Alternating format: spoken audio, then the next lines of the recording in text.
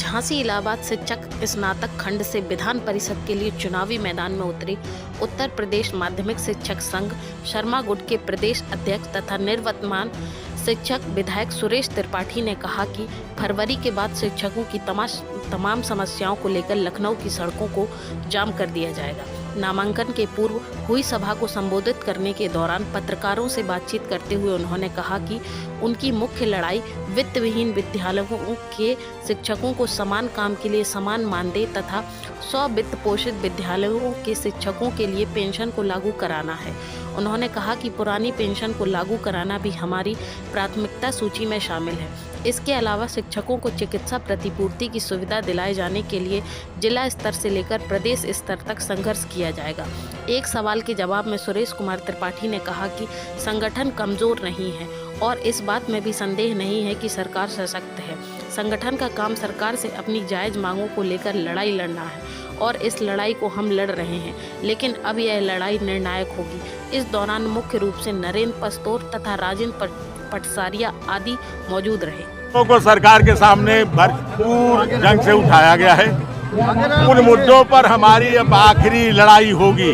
फरवरी माह में सरकार को इस बात का विवश किया जाएगा कि वित्तविहीन विद्यालय के शिक्षकों को मानदेय और सभी विद्यालयों में 1 अप्रैल 5 के बाद नियुक्त शिक्षकों को पुरानी पेंशन लागू हो।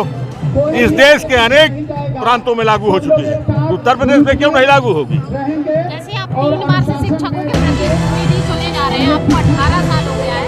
इसके बाद भी आप 2004 में आए थे, जबकि पेंशन बंद हुई थी 2005 में। इसके बाद अगर आप कहते हैं नहीं, वो सदन में पेंशन बंद करने का कोई अधिनियम नहीं आया, कोई बिल नहीं आया। तत्कालीन सरकार ने अपने आप लागू कर दिया। विरोध तब से कर रहे हैं, लेकिन अब समय आ गया। किसी चीज का समय होता। त्रिपाठी जी, संगठन इतना बड़ा है, इतनी संख्या है, तो संगठन कमजोर है या सरकार सशक्त है? क्या वजह क्या है कि समस्या? संगठन कमजोर है और न सरकार के सशक्त होने में कोई संदेह नहीं। दोनों बातें हैं, संगठन कमजोर नहीं है। हम संगठन को अब एकत्रित करके जन जागरण करा के संगठन को लेकर आगे बढ़ेंगे, क्योंकि मैं प्रदेश अध्यक्ष हूँ। मेरी जिम्मेदारी है इस प्रदेश के शिक्षकों के प्रति, चाहे वो सवित्व हो, चाहे वित्तविहीन हो, चाहे संस्कृत का हो, चाहे मदरसे का शिक्षक हो, चाहे ITI को हो, चाहे पॉलिटेक्निक को हो, चाहे इंजीनियरिंग कॉलेज का, वो सारे शिक्षक मेरे मतदाता हैं। मैं उनका प्रतिनिधित्व करता हूँ।